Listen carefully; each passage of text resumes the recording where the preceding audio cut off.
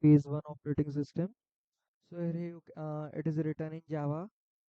So here you can see that we have created a public class main where we are directly creating an object for operating system, that is OS class, and we are passing two arguments in this constructor.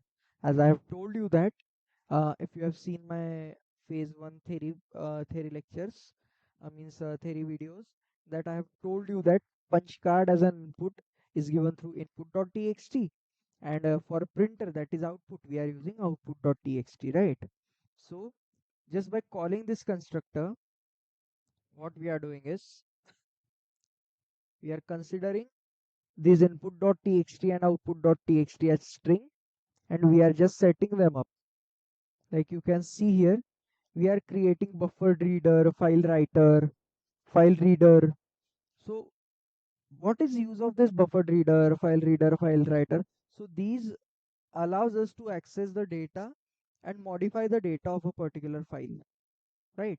These are the streams, these are the reader writer streams that we can use to access as well as modify the data of a particular file. Later, what we are doing is, if these files don't exist, we are throwing an exception, right? But most considerably, these file will exist, and we are setting SI as 0. So after this, as we are calling this constructor itself, after this we have called the load function, ubuntu.load. So for this load function, we are setting flag to 0. The use of flag will be cleared later. And now we are creating a variable known as string line. Now what we have to do is, we have input.txt, right? This is our input.txt. So in this input.txt, you can see there is a lot of data existing here. So what does this $amj mean? So $amj indicates that there is a new job that has arrived, right? First thing. And second thing is, the data below it is a data of a program card. We can say that the program card has started, and program card will end when $DTA, that is data card, is encountered.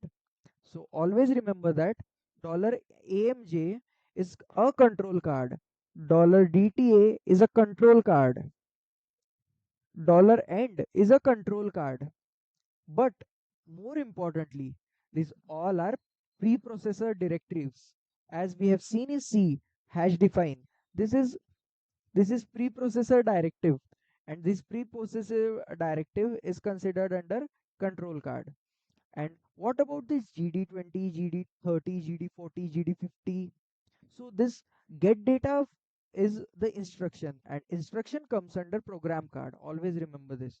And always remember that apart from get data and put data work upon the entire block, that is entire line.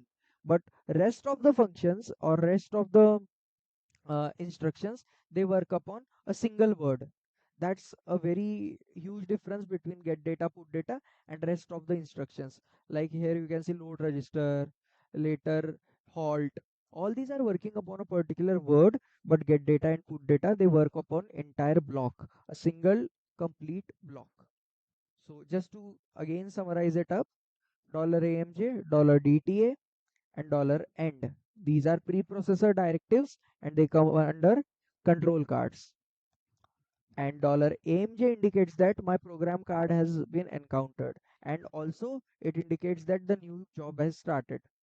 This this is what program this is what a program card consists of, right? And this is what data card consists of. So it is as simple as that. Control card means it controls something. And what are we controlling here?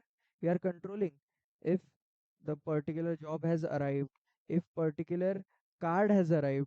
This has been controlled by control card, which is preprocessor directives. What is program card? Program card, what is program? It is set of instructions, and here are the set of instructions we are talking about. What is data? Data is nothing but a form of information that is raw in its existence. This is the data we are talking about, right? Let's see what happens in the code. Now, on calling the load function, we are reading each and every line.